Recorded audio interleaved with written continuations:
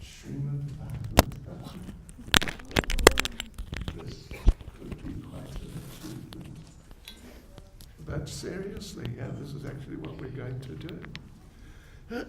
We're going to begin at the beginning and touch on different important points through to the end. This is what we're going to do. And the idea is to help all you nice devotees just get an overview picture. What is Srimad Bhagavatam? What is it about? And in very simple terms, how it develops, how the narrative develops, and finally, how it comes to the conclusion. Oh, look at this. Oh, Hare Krishna.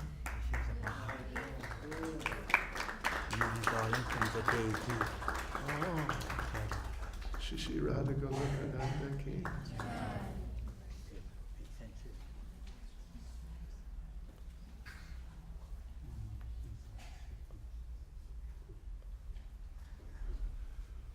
Thank you, Prabhu, my dear old friend. Sorry for the interruption, Maharaj. To get your association, it was worth it. No problem.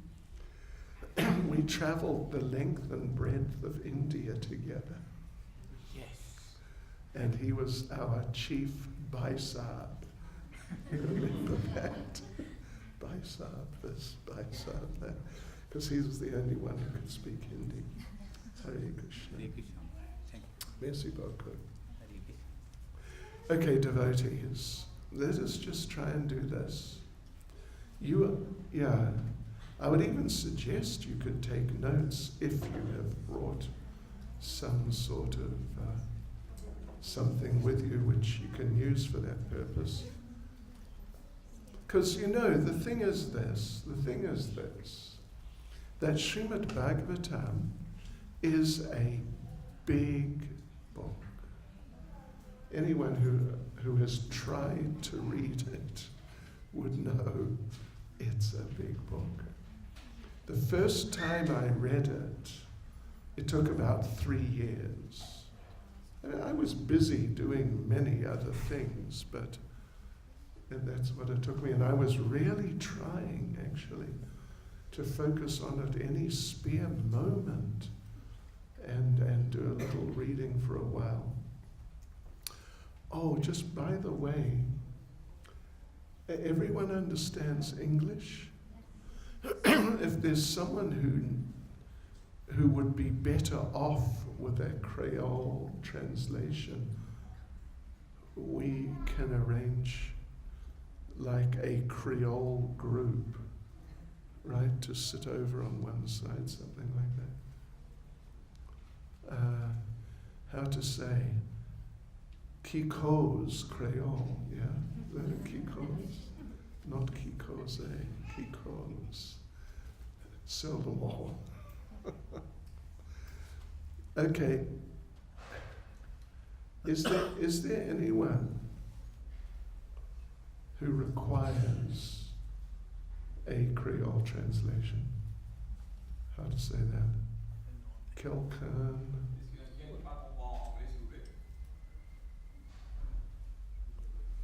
Okay. No, well, let's just continue. Yeah, so I was saying, it's a big book. And even myself, I've read it a few times in the meantime, but the first time I read it, at the end, I could not tell you, other than in the most incredibly simple terms, I couldn't tell you what is the story. Yeah, but there is a story.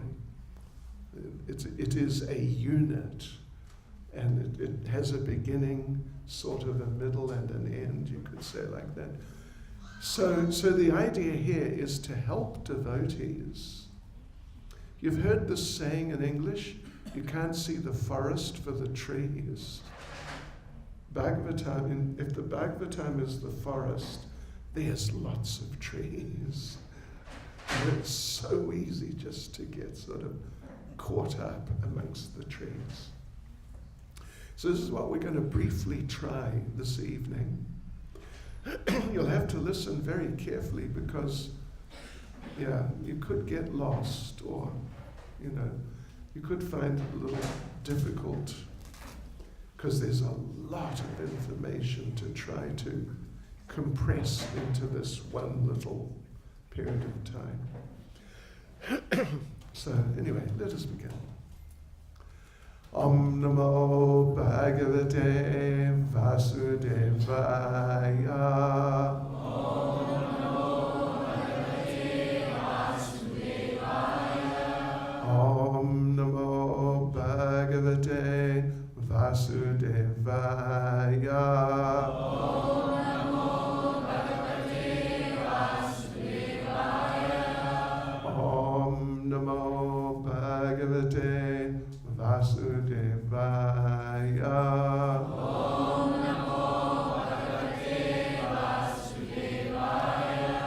And try to leave little pathways so people, we got seats at the back, but people who'd like to sit down in the front so they can have access.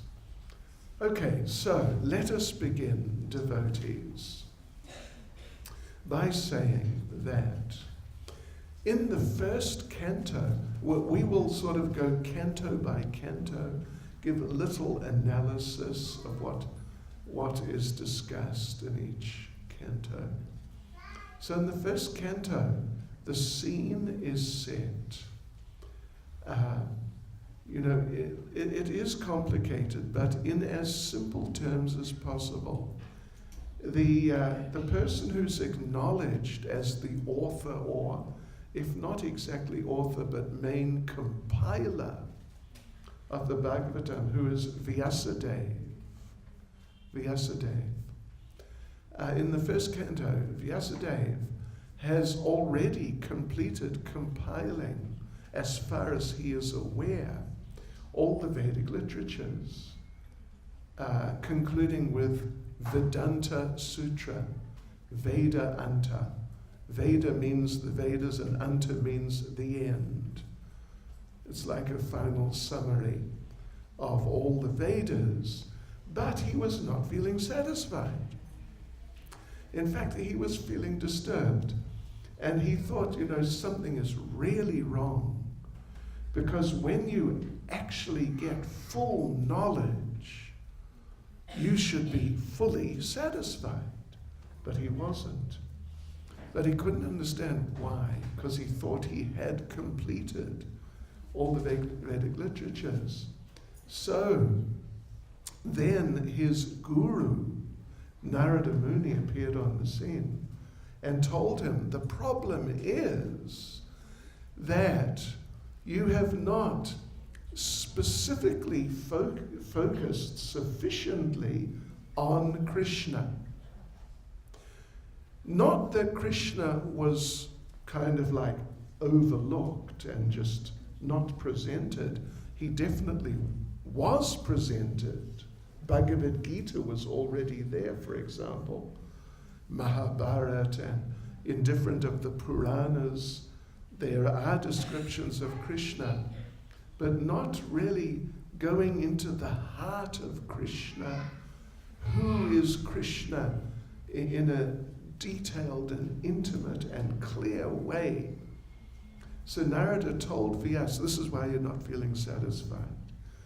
You have not sufficiently glorified and presented and clarified Krishna and who is Krishna. So he then, again, I'm speaking in very simple terms, he presented Bhagavatam to Vyasa. Vyasa then presented it to his son, Shukadeva. And there's a whole story there. We could just have a class on that.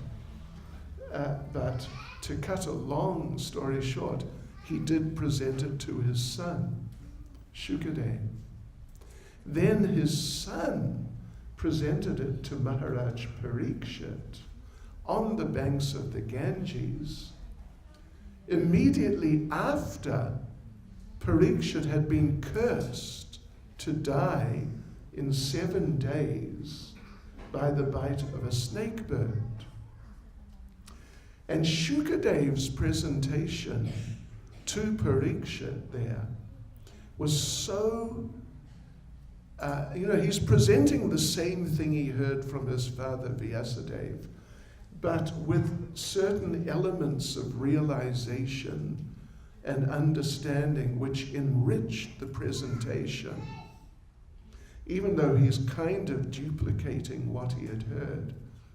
But there's some special kind of elements of transcendental taste added by his own realizations and so on. So, in the audience, well, Parikshit was the main audience, but there was Vyasadeva was there. And not only Vyasadeva, but Narada Muni was there. Means his spiritual master and the spiritual master of his spiritual master. But they both felt, this is amazing. This is wonderful. So rather than say, listen, we are senior, you're going to present this, we should, because we are senior, they sat and listened. In the audience was Sutta Goswami. Sutta Goswami then went and presented it to some sages in Naimisharanya. And when he did that, he's basically repeating what Shukadeva said to Maharaj Parikshit. When he did that, Vyasadeva was present. And then he compiled what Sutta had said. Are you with me? Or are you without me? Or sort of away elsewhere? I know it's complicated. But this is the chronology. So what we have when we read Srimad Bhagavatam, we have the Bhagavatam, which was spoken by Sutta and written down by Vyasadeva at that time.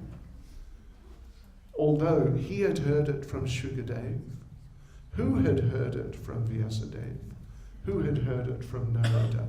You got me? Okay, good. And when Sutta presented this version, which is what we have, then he presented it to the sages of Naimisharanya. They were doing a big fire sacrifice. They were going to do a fire sacrifice for 1,000 years to offset the initial onslaught of degradation of Kali Yuga. Kali Yuga had just begun. So they wanted to slow it down, you could say. So they were doing a big fire sacrifice. They were going to do it for 1,000 years. But they noticed nothing was happening. They were not really getting a result. No feeling was coming. And they were wondering, what should we do? We're doing something wrong. And Sutta appeared on the scene.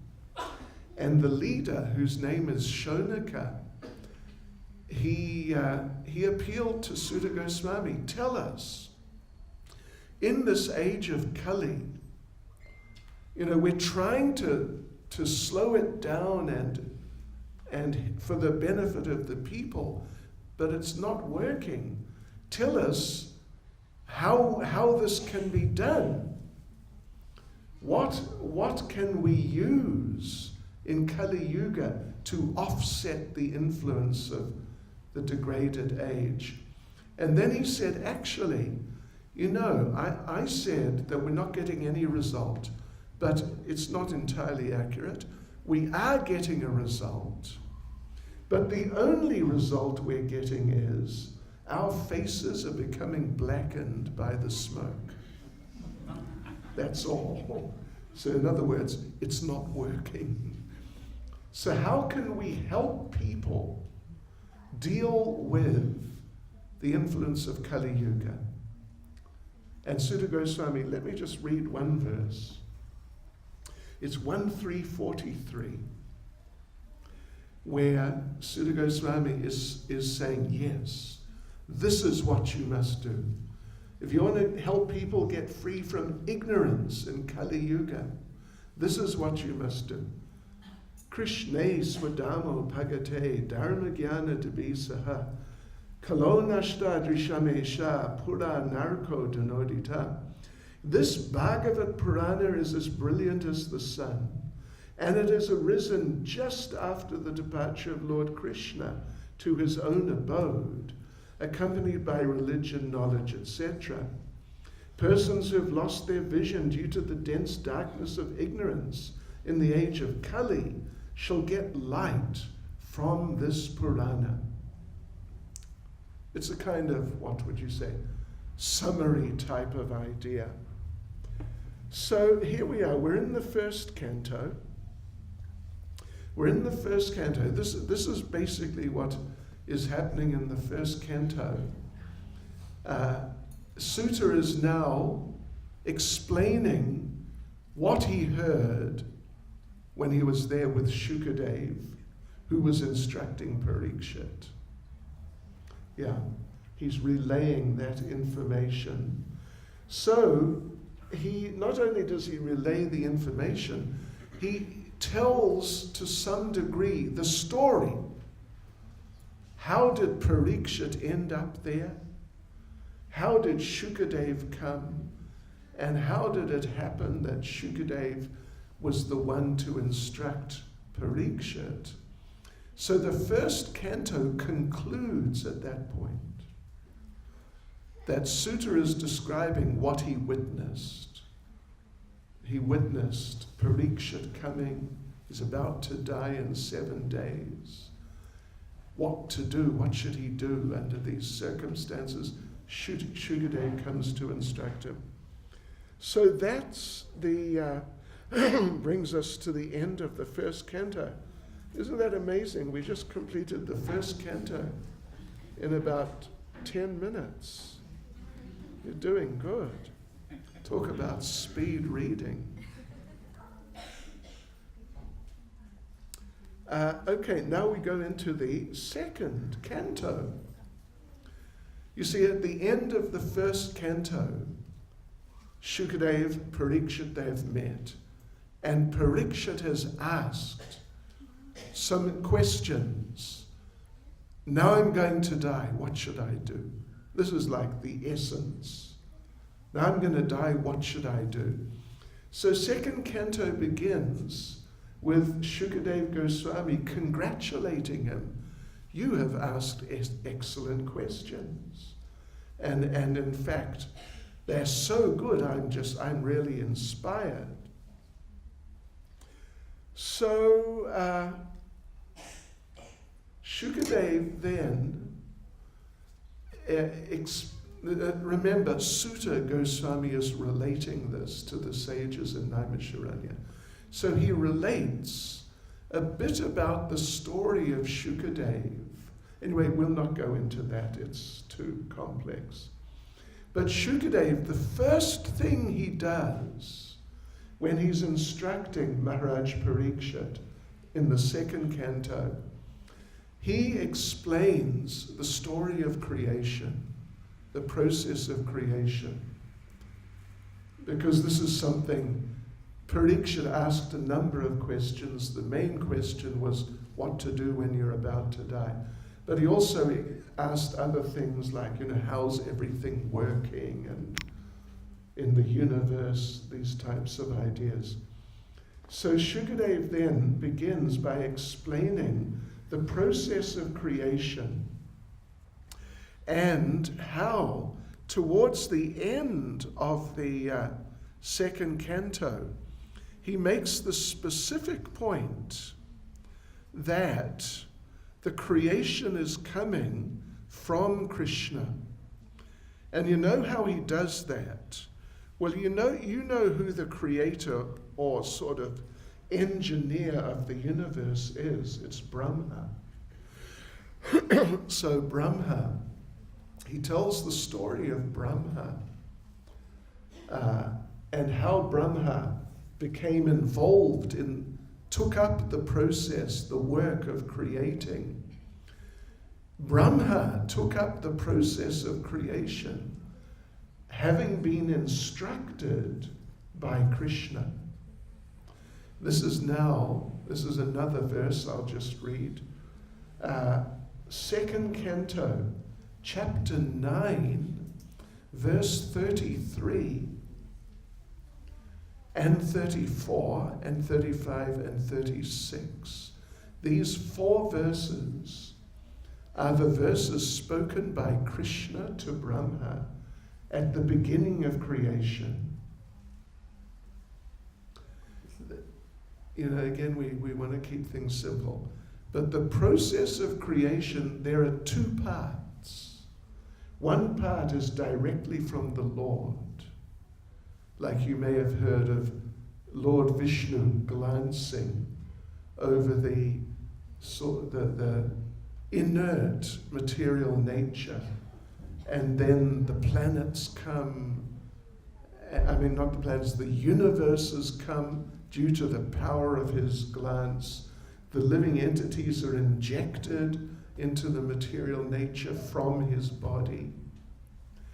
And then the first living being to be born is Brahma.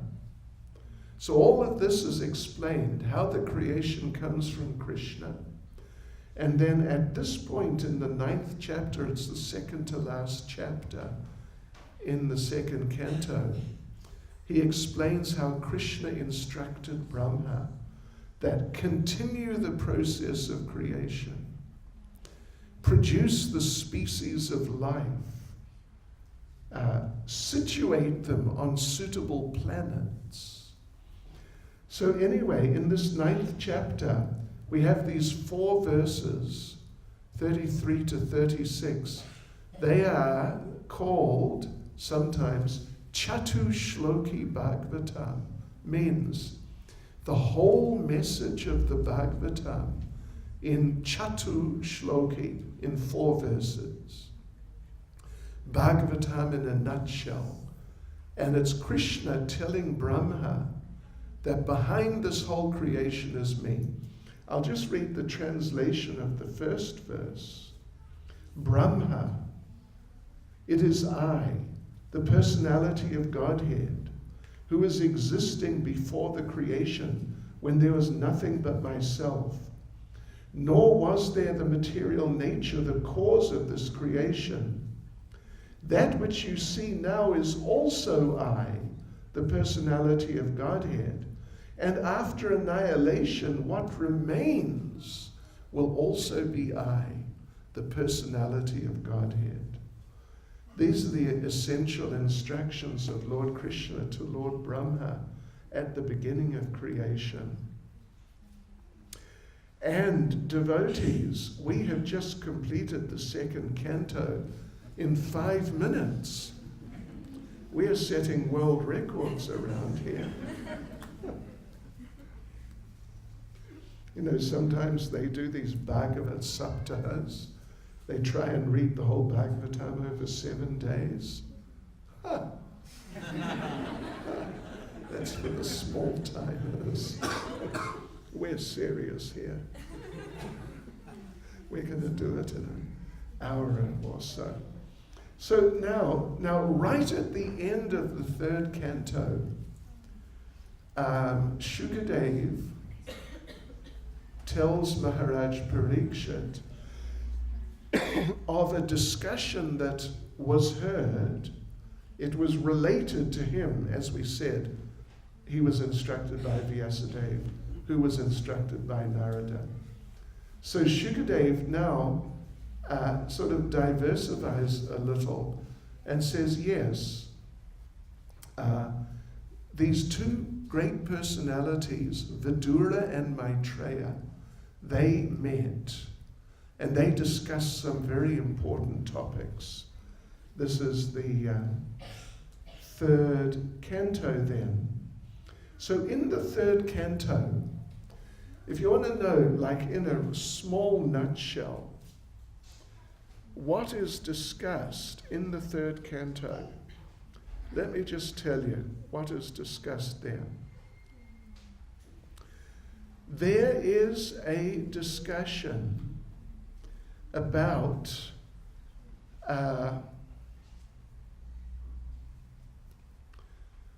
Lord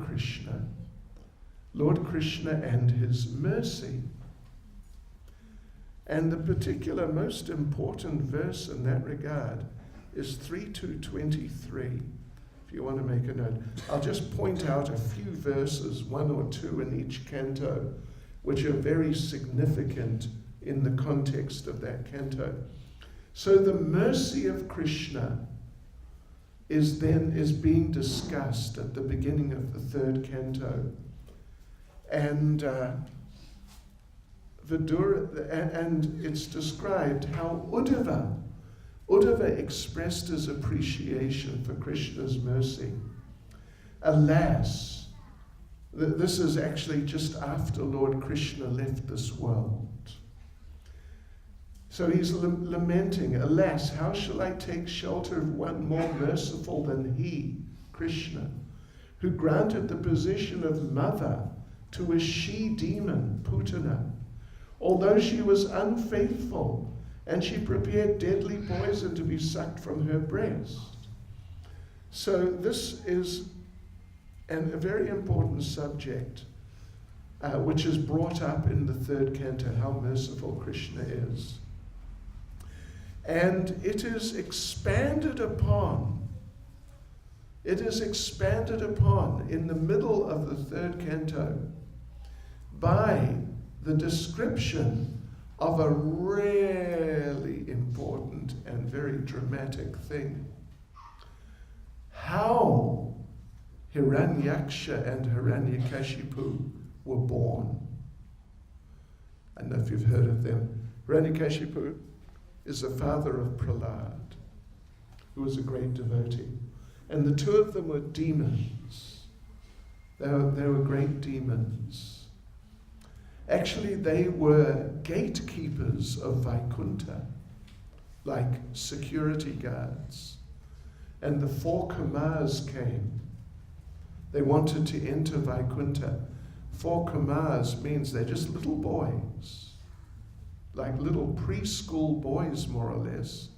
And they just wander around carefree, and devotees, clothes free. Haribol. They just wander around with no clothes on. And they're little preschool boys. And you know, preschool boys, sometimes they just don't know how they look. It just doesn't register. So they arrived there, and the gatekeepers thought, what are you doing here? You can't enter. Look at you, you're just little children. So the 4 Kamars cursed them to fall down to the material world. Again, it's a long story. And they became Hiranyaksha and Hiranyakashipu, the first demons in the universe. Amongst the very, very first demons in the universe.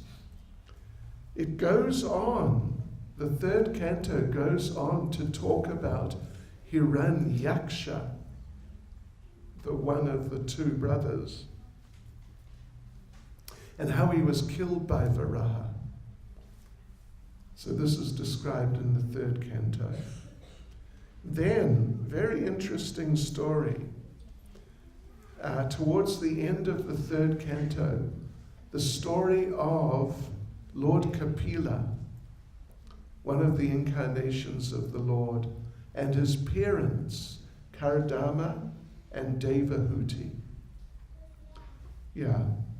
So Lord Kapila is the Yuga avatar for Satya Yuga. And in Satya Yuga, the process is silent meditation. So he gives instructions on that in the last part of the third canto, which brings us to the fourth canto. Just see, that was 7 minutes. Okay, let's see now. The fourth canto, I'll just take out a few important things from the fourth canto.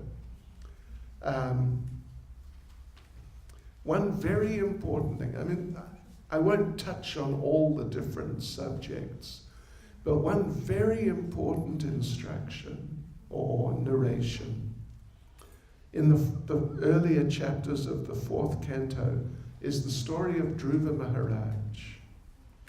Now, you see, in Srimad Bhagavatam is an educational literature, and it is put together to a large degree, or even just put together, by there being a number of stories, one after the other. And in each of the stories, certain particular, very important, like most essential points are brought out in the best ways they could be brought out. In other words, if you want, the story of Dhruva Maharaj is, the sort of the lesson is that whatever you desire, approach Krishna for it. Whatever you desire. In fact, there's a verse in the first canto which explains the principle. Akama sarvakamava mokshakama udarati tivrena bhakti yogena yajeta purusham param. So it begins akama. Kama, K-A-M-A, means desire. Akama, if you have no desire. Sarvakama, va, if you have all desires. Or mokshakama, if you desire liberation, whatever you want. Tivrena bhakti yogena, engage in devotional service. Yajate Purusham Param, to the Supreme Lord Krishna. So that's an interesting point, isn't it? Whatever people are looking for in life, they should approach Krishna. It's the best way to get it.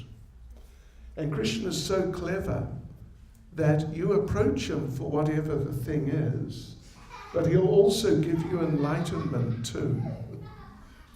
So in the case of Dhruva, he is a classic example of sarva kama, means someone who had all desires, material. How could you say all desires? Because his grandfather was Lord Brahma. Lord Brahma's kingdom is the universe. His desire was to get a kingdom bigger than the kingdom of Lord Brahma. That means he desired more than everything, actually, because when you talk about everything, you're talking about what's in the universe. There's nothing really beyond that, but he wanted more. So therefore he's like the classic case of someone who really wanted some material thing. So again, it's another typically long story, but he meets Narada Muni, and he appeals to Narada Muni, teach me some process so I can get a kingdom bigger than Lord Brahma's. And Narada Muni, as a very clever devotee, teaches him a process. It's like a version of Ashtanga yoga, physical exercises and things like that, by which he will get so much power, he will get what he wants.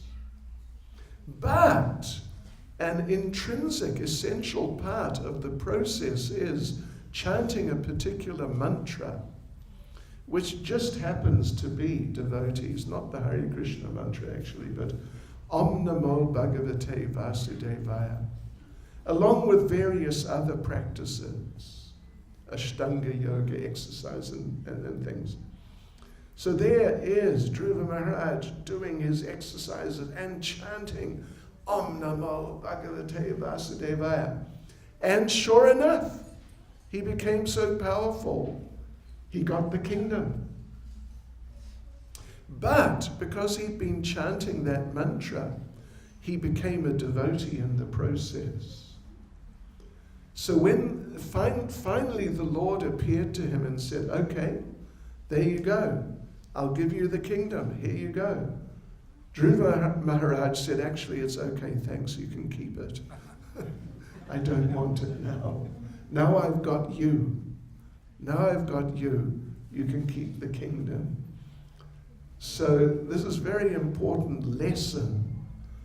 Like we said, in the Bhagavatam, you get all these stories, and they are like, they're teaching lessons, illustrating lessons, but in the best ways. They're not just some sort of miscellaneous stories which kind of illustrate certain points. They're like the ultimate stories which illustrate these most essential points. And this is the point here, that whatever you want, you must worship Krishna. It's the best thing to do. And then in the process, you'll get enlightenment also. You won't just get whatever the thing is you want. Then this is illustrated. This is illustrated a little further on in the 4th canto is the story of Prithu Maharaj. And the fact that actually through rendering devotional service, you can get anything by the grace of the Lord. You can get material things actually, along with going back to Godhead. At the end of the narration, there's a sequence of verses which explains the results you'll get if you hear the story, in this case, of Prithu Maharaj. Let's see. Listen to this. By hearing the narration of Prithu Maharaj, one can become great, increases duration of life, gain promotion to the heavenly planets, and counteract the contaminations of this age of Kali. In addition, one can promote the causes of religion, economic development, sense gratification, and liberation. Therefore, from all sides, it is advisable for a materialistic person who's interested in such things to read and hear the narrations of the life and character of Prithu Maharaj. Let's see. One other. If I can just. Well, it says things like, if you've got no money, you'll become rich. If you've got no children, you'll get lots of children. If you're illiterate, you'll become a great scholar. Hearing the narrations of Prithu Maharaj is so auspicious that it drives away all bad luck. But do you understand the point that we're trying to make? That the Bhagavatam said, whatever you want, worship Krishna. And it's the best way to get whatever it is you want. But you'll also get enlightenment. The great sage Maitreya continued, I have as far as possible spoken the narrations about Prithu Maharaj, which enrich one's devotional attitude. Whoever takes advantage of these benefits also goes back home, back to Godhead, like Maharaj Prithu. So, particular emphasis is given to the devotional results, but actually all results are possible. Which brings us on to the 5th canto. In the beginning of the 5th canto, there's a very important lesson which is presented in a very amazing story, the story of Maharaj Bharat. Maharaj Bharat was a great devotee. Actually, he was on the level of Bhava. And in his older age, he left home, went to the forest to just focus on the Lord. And so he was living, he had his own little ashram, living there. Somehow or other, a baby deer appeared there. And he took it upon himself to look after the deer. And he just got so much into the deer. And then he got too much into the deer. And then he literally got into deer consciousness. And he just couldn't forget the deer. Day and night. Where's the deer? What's the deer doing? He was just totally, what would you say, obsessed. Obsessed. Even though he had been a very great devotee, more advanced than any of us. So what result do you think he got? He was born as a deer in his next life. Yeah, there's a lesson. Watch out. Watch out for what you become really attracted to, because you will get that. You will get that. Whatever you're most attached to. As it happens, because he had been very advanced devotee, when he was born as a deer, he could remember the previous life. He couldn't talk because he's in the body of a deer, but he could remember what had happened. So he went and lived as a deer at an ashram. And in his next life, he was born as Jad Bharat, again as a human and as a devotee, and he could remember all these things. And he just focused his mind in Krishna consciousness. Actually, he acted with materialistic people. He acted like he was crazy. So they would leave him alone. Yeah, and then he went back to Godhead. But we are not on the level of Bharat Maharaj. So if we become attached to a deer, dog, husband, wife, whatever it may be.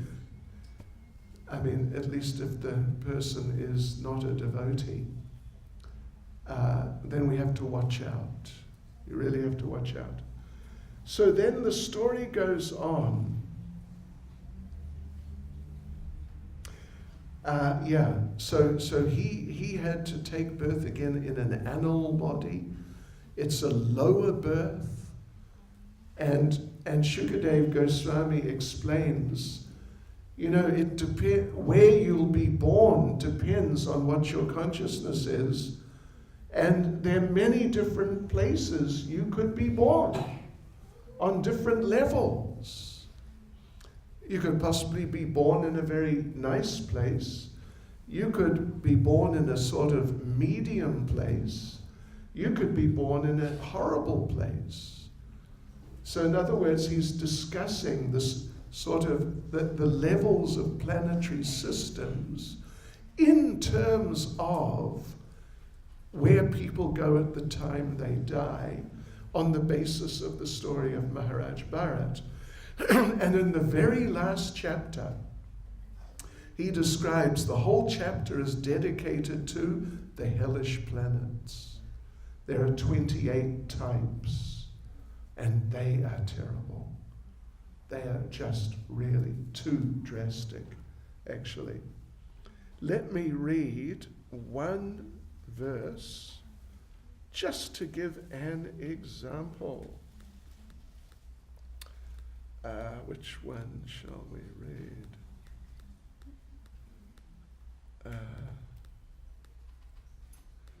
Okay. Here's a good one. A person who accepts his body as his self works very hard day and night for money to maintain his own body and the bodies of his wife and children. While working to maintain himself and his family, he may commit violence against other living entities. Such a person means, not necessarily directly to go out and start smashing living entities, but can be also indirectly. Like the meat business, what does it mean? It means the consumer is paying someone to kill the creatures. That's all. So in other words, the consumer is responsible for the violence. Such a person is forced to give up his body and his family at the time of death when he suffers the reaction for his envy of other creatures by being thrown into the hell called Rorava. And what happens there?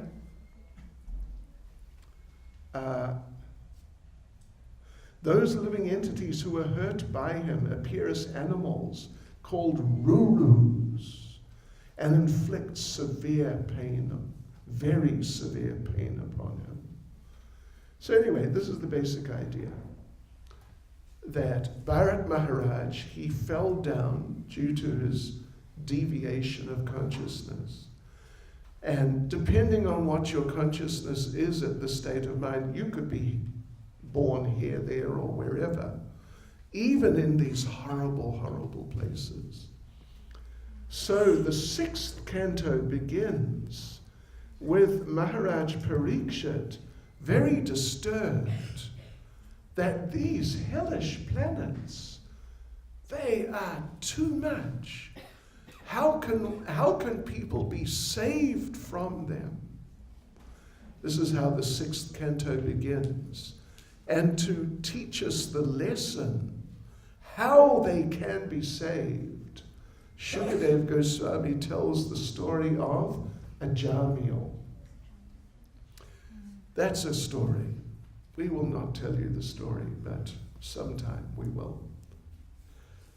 Ajamil was a very degraded person. In other words, he was a candidate for those hellish planets.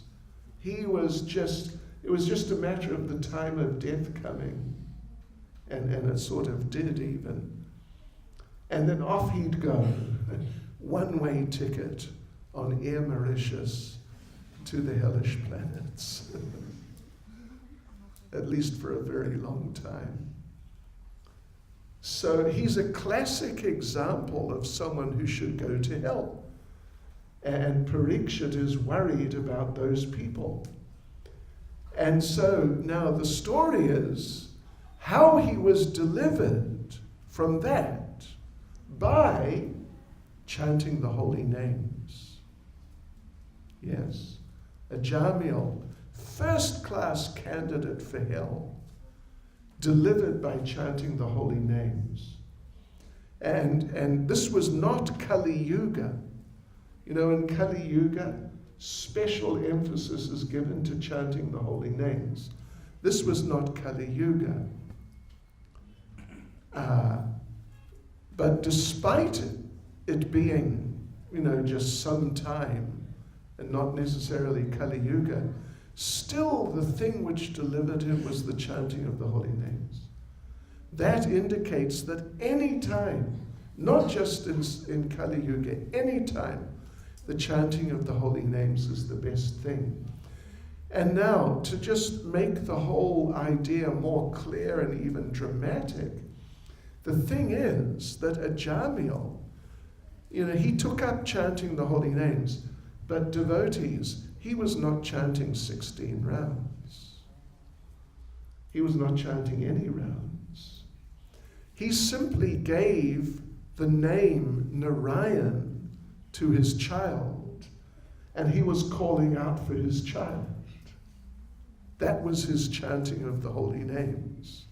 But still, he was delivered, and he went back to Godhead eventually. So the point is, even if someone is a real candidate for hell, if they chant the holy names, but even if they don't chant the holy names very well, or even, really quite badly, they can still be delivered. The chanting of the holy names is so uniquely powerful. And in that regard, let me read you one verse. Last verse in chapter 2 of the 6th canto says, while suffering at the time of death, Ajamil chanted the holy name of the Lord. And although the chanting was directed toward his son, he nevertheless returned home back to Godhead. Therefore, if one faithfully and inoffensively chants the holy name of the Lord, where is the doubt that he'll return back to Godhead? Yeah, so like this. Then the next, another at least, well actually pretty much the rest, most of the rest of the 6th canto is another very interesting story, which makes another very interesting point. It's the story of King Chitraketu. Chitraketu, who was also a very great devotee, but somehow he made a mistake, or he just got caught by circumstances. Maybe he got misunderstood by Durga, by Parvati, the wife of Shiva, and she cursed him to become a demon. And he became a demon, Vritrasura. And again, it's a long story, and it is really quite a story. He saw Chitraketu was flying around the universe. He saw Lord Shiva sitting, instructing a group of devotees, or sannyasis actually, with his wife sitting on his lap. What would you think? Of course, I wouldn't do that. I couldn't do that. But if one of our devotees was giving the Sunday class here, yes, you must chant Hare Krishna, etc., with his wife sitting on his lap, it's like, wow, it's a rasa basa. And Chitraketu laughed. He laughed. And Durga took it that he's laughing at my husband. He thinks my husband is doing something stupid. And she cursed him to become a demon. Actually, our acharyas explain that he may not necessarily have been laughing, like mocking Lord Shiva, because he's a great devotee. And he knows Lord Shiva is a great devotee also. He's not going to mock some great, great devotee like Lord Shiva. So our acharyas suggest different reasons why he might have laughed, other than what is apparently obvious.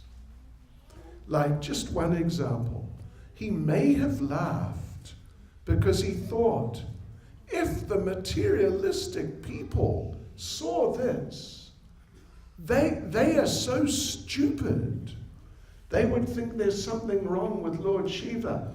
Oh, ha, ha, ha, these people are so stupid. It's funny.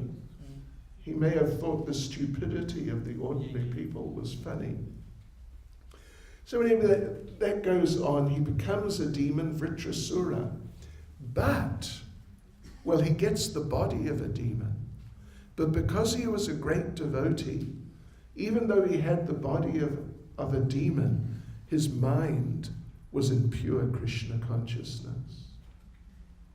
And eventually he was killed by Lord Indra. Although it took a year for Lord Indra to kill him. I mean, he was working on it steadily for a year. And Vritrasura was praying to the Lord, take me back, I want to come back. And he was saying to Indra, will you kindly hurry up and kill me? Can't you do it quicker? And that brings us to the end of the 6th canto and into the 7th canto. And in the 7th canto, let us just say, by far the main thing is the story of Lord Nrsingadev and Hiranyakashipu. The appearance of Hiranyakashipu, that's the 3rd canto. But now the story of his life and his death and the appearance of Lord Nrsingadev, this is now 7th canto. And again, very important example and lesson that even you're in a hopeless material situation, just too dangerous. But if you take shelter of the Lord, you'll be delivered. Because Prahlad was a 5-year-old child. Hiranyakashipu was a massive demon who was already controlling the whole universe. Extremely powerful. And Hiranyakashipu was trying to kill Prahlad. And, there's no possibility of him being able to protect himself at all. But he took shelter of the Lord, and the Lord protected him. This is the lesson here. Yes, so we should learn that lesson. Such an important lesson. And in the end, Lord Nrsingadev asks Prahlad, or tells Prahlad, I want to give you a benediction, ask for something. And even that's a long story, the debate, what benediction?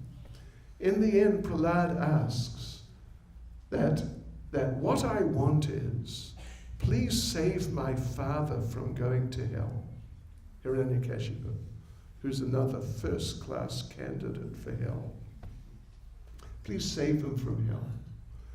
And the Lord says, don't worry, because you are such a great devotee.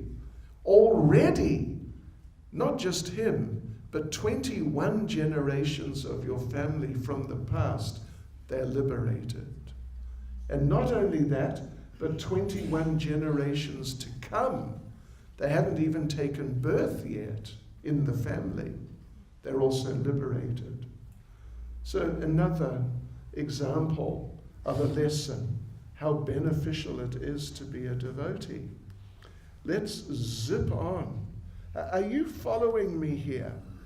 Or is anyone sitting there cross-eyed and head spinning? And it's just not making any sense. Anyway, we're going to continue anyway. So we're on to the 8th canto. We're doing okay. We're not doing too bad, put it that way. 8th canto begins with the story of the deliverance of Gajendra. Another important lesson. He was an elephant. He got caught by a crocodile in a river. He couldn't escape. He struggled to escape, he couldn't. And he's being sort of dragged deeper into the river and eventually realizes, this is it. It's the end. I'm going to die. But he's an elephant. And he doesn't know, he never read Srimad Bhagavatam. He never even read Bhagavad Gita because he's an elephant. But he's feeling desperate, like, can't someone help me? And he just looks up into the sky and says, listen, if there's anyone up there, will you please help me? And there's actually a bit more to it than that. In his previous life, he was a devotee, Indradyumna, King Indradyumna. And then as he's sort of in this panic condition, come on, can someone help me? He gets remembrance from his previous life. And he prays to the Lord, who appears and delivers him.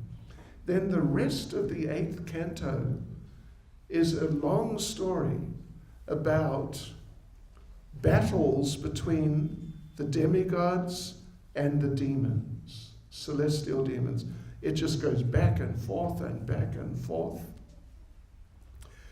And eventually they churn the milk ocean.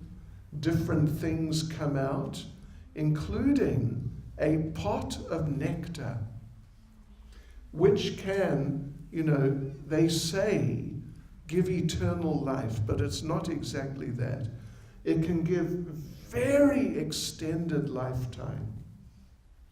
So, who's going to get it?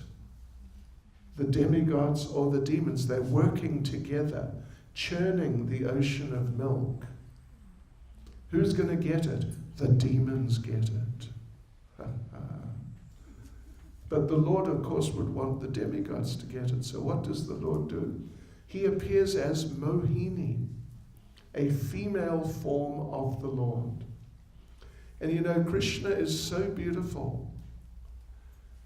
When Krishna was here 5,000 years ago, when people would see him, they would faint because of his beauty. Even, big, powerful men, they were just so overwhelming, the beauty of Krishna. No one fainted when they saw you, did they? Anyone faint? One time? Just once? One person? So when the Lord, who is so beautiful, appears in a female form, that's the ultimate, really. So the Lord then, you wouldn't want to say flirted, but he just kind of manipulated the demons because of his beauty and sweetness and flattering them. And they gave him, her, the nectar. And Mohini gave it to the demigods. Anyway, that's another long story. Then later, the demons defeat the demigods. It goes back and forth, several times. Eventually, they defeat the demigods, take over the universe. The demigods become homeless people. And the Lord appears as Vamana and takes back the universe from the demons by the famous pastime of, just give me 3 steps of land, that's all. First step, he covered the lower and middle planetary systems. Second step, the upper planetary systems. And then he said, listen, you said you'd give me 3 steps. You've only given me 2, because that's all there is. There's only the 3 levels, lower, middle, and upper. And therefore he arrested him. You're a cheat. You didn't give me my 3rd step of land. And Bali Maharaj famously said, put your 3rd step on my head. Yes. And he surrendered to the Lord. And he became the example. If you're familiar with the 9 devotional processes, Shravanam, Kirtanam, Vishnu, Smaranam, Padasevanam, etc. The final one, Atmanavedanam, complete self-surrender. He is the classic example of that. Complete self-surrender. And that brings us to the end of the 9th, where were we? No, the 8th canto. Now we're into the 9th. And there are 2 particularly important things I want to just mention, and lessons. Well, particularly the first one is the story of Ambarish Maharaj and Devasa Muni. Again, it's one of our famous long stories. But Devasa Muni is not really, he's not a devotee. He knows a bit about Krishna, but he's more like a Vedic sage, a mystic. And he tried to kill Maharaj Ambarish, who's a great devotee, because Maharaj Ambarish, he arrived as a guest of Maharaj Ambarish, asked for a meal, and it is the etiquette that when a guest comes, you have to look after him. You can't eat before the guest. Maharaj Ambarish drank some water. Devasa Muni wanted to kill him. He thought, this is such a big offense. You drank water before I ate. Such a big offense, you must die. Just imagine if Maharaj Ambarish had stolen his samosa. He would have killed him 20 times over. So anyway, so he tries to kill the devotee. That's a big offense. The Lord sends the Sudarshan Chakra to kill him, Devasa Muni. And he ends up appealing to the Lord, please save my life. You have a very merciful heart. You're very kind to those who are suffering, and I'm suffering. So please give me some mercy from your merciful heart. And the Lord says, you are right. I have a very merciful heart, and I like to help the suffering. But there is a problem now.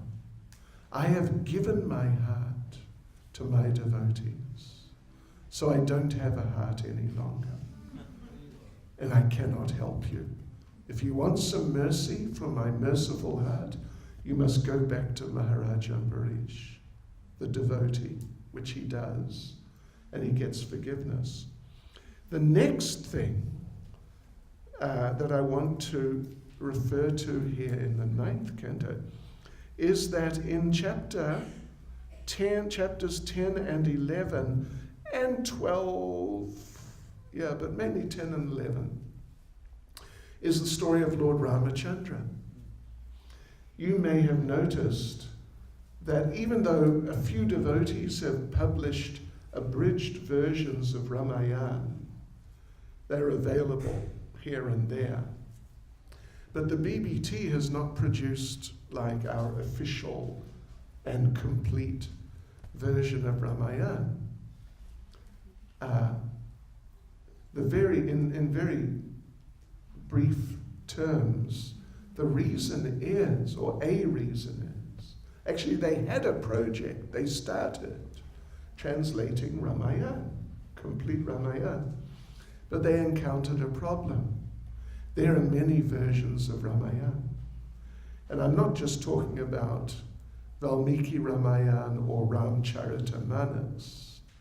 I'm talking about Valmiki Ramayana. There are many versions with different stories, and some stories are not there and some stories are there. A classic example is the story of Lord Ram. The idea is worshipping Lord Shiva to be able to cross to Lanka. Some versions have it, some don't. And it's so old, there's no one living, and there hasn't been for who knows how long, who knows which is the authoritative version. Bhagavatam, it is known which is the authoritative version. There are different versions, but only very, very slight, just a few words here and there. But in Ramayana, you get these, some pastimes are there, some are not there. But we know Bhagavatam is authoritative. So whatever is here, story of Lord Ram and Bhagavatam, we can know it's definitely correct. And it doesn't mention him praying to Lord Shiva. But let me just, devotees, read one verse, which is very nice. I'll just read the translation. It is, what is it now? What have I done?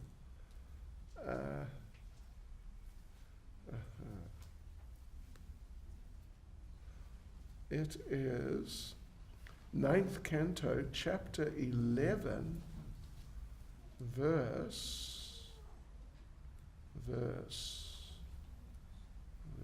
my God, what have I done? Excuse me. It is it's chapter 10, I think. Yeah, okay, chapter 10, right. 9th Canto, chapter 10, verse 53.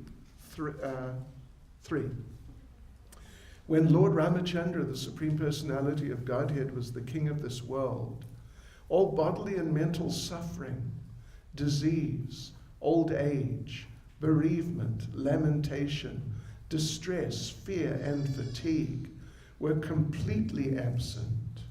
There was even no death for those who did not want it.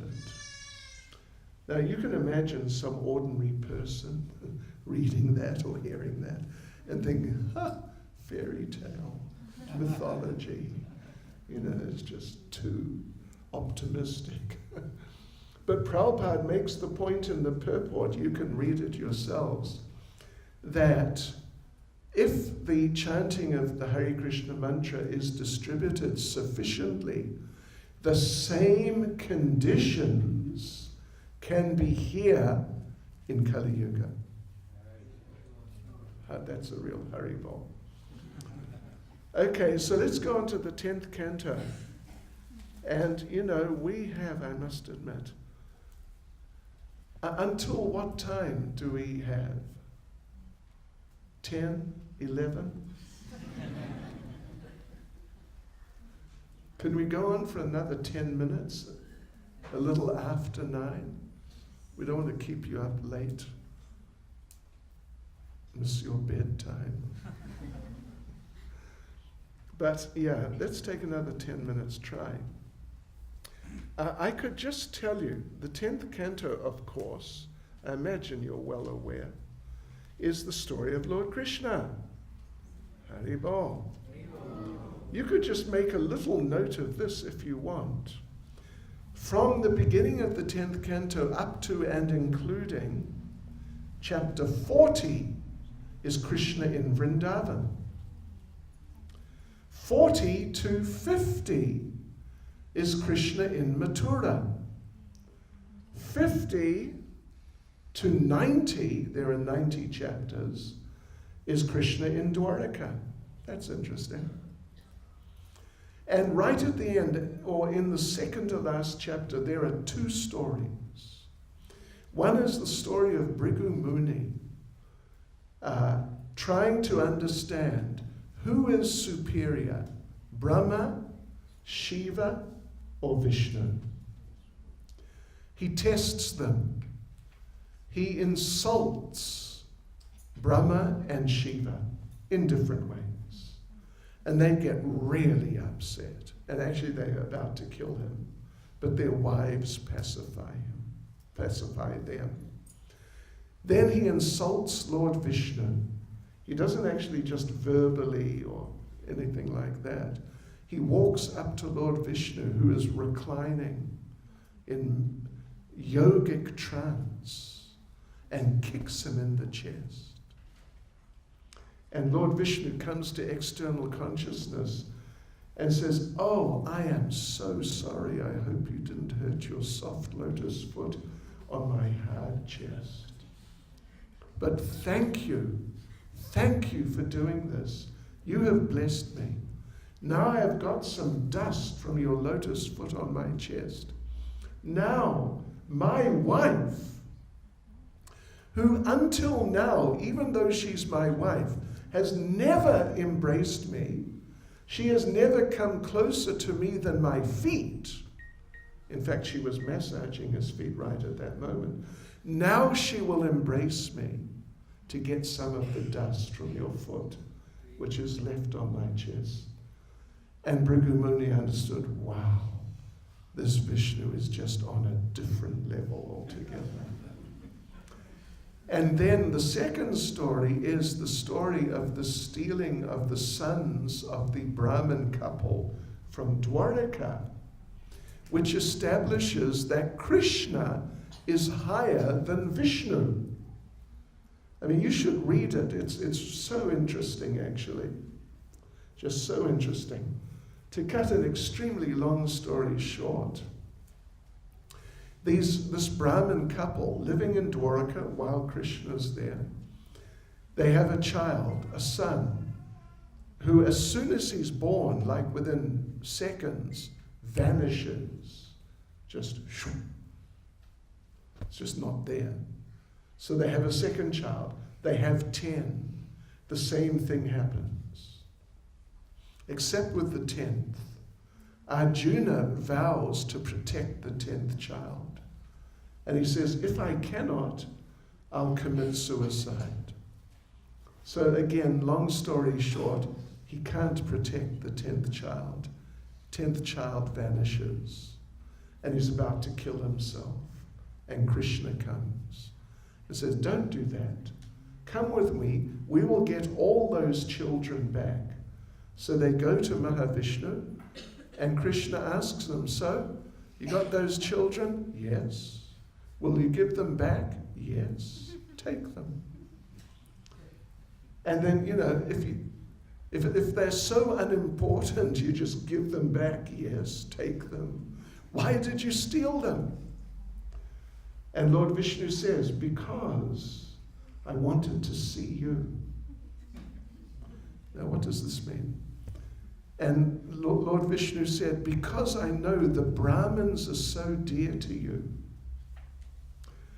that when you see this Brahmin couple suffering, you won't be able to tolerate it. You'll come and you'll take the children back. And then I'll see you. However, the Lord waited until 10 children had been stolen. And actually it was only when the devotee, Arjuna, was in danger, then the Lord intervened. So that point is that the devotees are much more dear to the Lord than the Brahmins. Means, just the ordinary Brahmins. Yeah. And then the question arises, if he did this just to see Krishna, and he had to go to Dwarka and steal the children, why didn't he's there in Dwarka. Krishna was there. Why didn't he just walk in? Haribol, here I am. The answer to that question is, even Vishnu cannot see Krishna. Haribol. How's that for something a little inconceivable? He was only able to see Krishna by the mercy of the devotee. Yeah. Anyway, to go deeper into it, you'd have to read that. It is just too interesting. Let's go into the 11th canto. We are rocketing along. Although I'm so sorry to keep you up past your bedtime. It's already 9 o'clock, look at that. Shishi Radha Golokananda ki jai.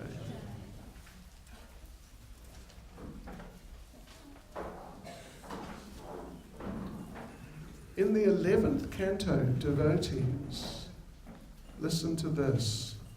Sunu, écoutez-moi, s'il vous plaît. Listen to this. Is the story of the disappearance of the Yadu dynasty, means the family of Krishna, and the disappearance of Krishna. Disappearance of Krishna himself is in the last chapter of the 11th canto. I mean, that's a real story. It's a real story and a half. Read the whole Bhagavatam to find out. But that's what's discussed.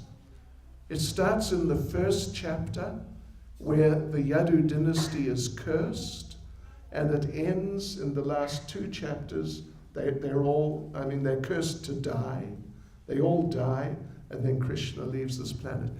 In the middle, Krishna instructs Uddhava in what is called the Uddhava Gita. It is an extension of Bhagavad Gita. the Uddhava Gita. Yeah, and it's big, it is many chapters long. And I want to just read you one I consider really interesting for a devotee. Really interesting verse, actually it's 2 verses together, from the 11th canto, spoken by Lord Krishna. I will not read the Sanskrit, although I'd love to do it, but it is just something. This is talking, you may see yourself in this. This is the 11th canto, chapter 20, verses 27 and 28. And I consider this just really interesting. And this is Krishna speaking to Uddhava.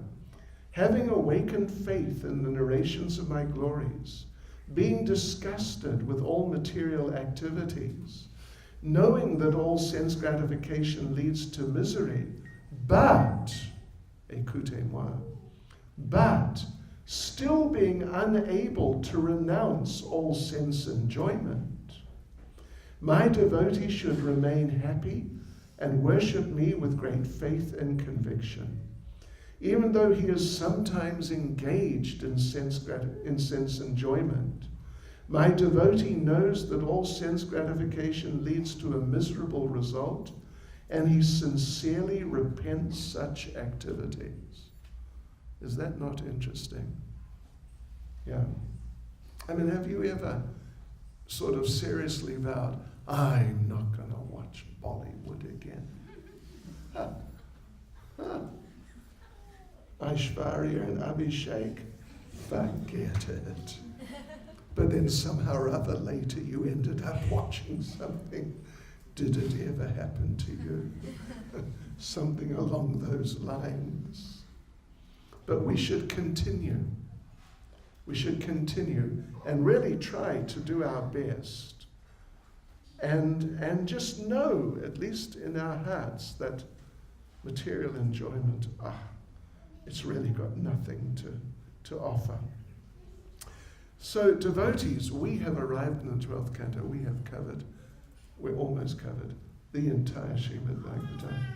I hope you're finding it. I hope you're able to follow the sequence a bit. Yeah. So in the 11th canto, first of all, there is a description of Kali Yuga. Yeah. Because after Lord Krishna disappeared, at that moment, Kali Yuga began. As soon as Krishna took off, because he flew back to Golokananda, Kali Yuga began. So the shortcomings and just the unpleasant nature of Kali Yuga is described. Then Shukadev Goswami gives his final instructions to Maharaj Parikshit. Then a couple of other things happen, but then the snake bird comes and bites Maharaj Parikshit. And the snake bird, the poison was so powerful, Parikshit's body burst into flame and just burnt to ashes. Poison, interestingly enough, poison operates through the element fire. Poison works through fire in terms of the material elements, earth, water, fire, air, and ether. Poison operates through fire. So that's the end of Maharaj Parikshit. Then there is the last chapter, a final glorification. How wonderful is Srimad Bhagavatam? Let's see, where are we here? What now? Okay. There is a concluding, not actually, there's 2 concluding verses.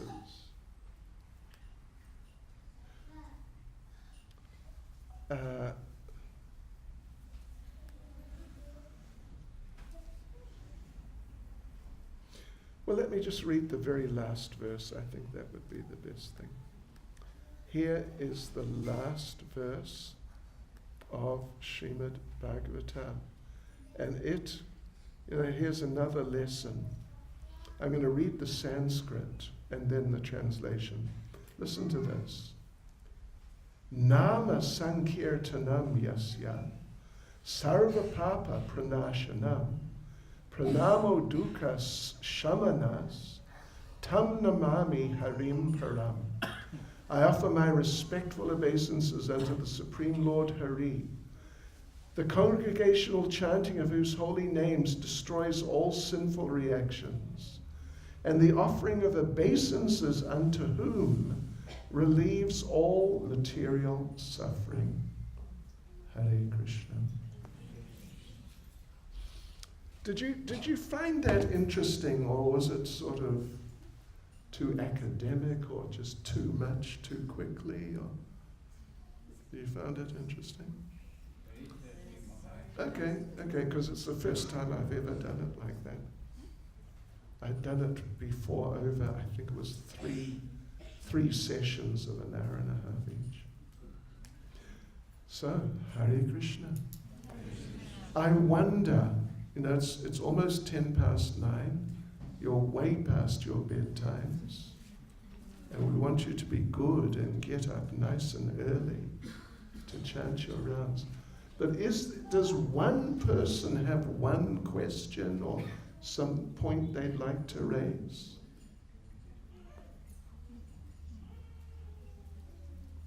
Anyone? Krishna Chandra Prabhu? Any point you'd like to raise, question or comment or anything? Maharaj, right, I am really impressed in a nutshell, in just maybe 2 hours or less, I don't know.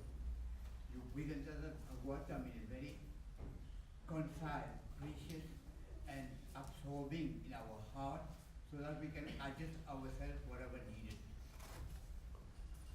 Despite we have to sleep. Okay. Yeah. Thank you. Very, very. Merci beaucoup. And especially with your sense of humor. Oh. Maybe I should have been a comedian. It's the first time I got a concise understanding of the Srimad Bhagavatam. Thank you very much, Maharaj. Hare Krishna. Thank you. Srila Prabhupada ki. Srila Prabhupada ki. Srila Prabhupada ki. Go Premanande. More Premanande.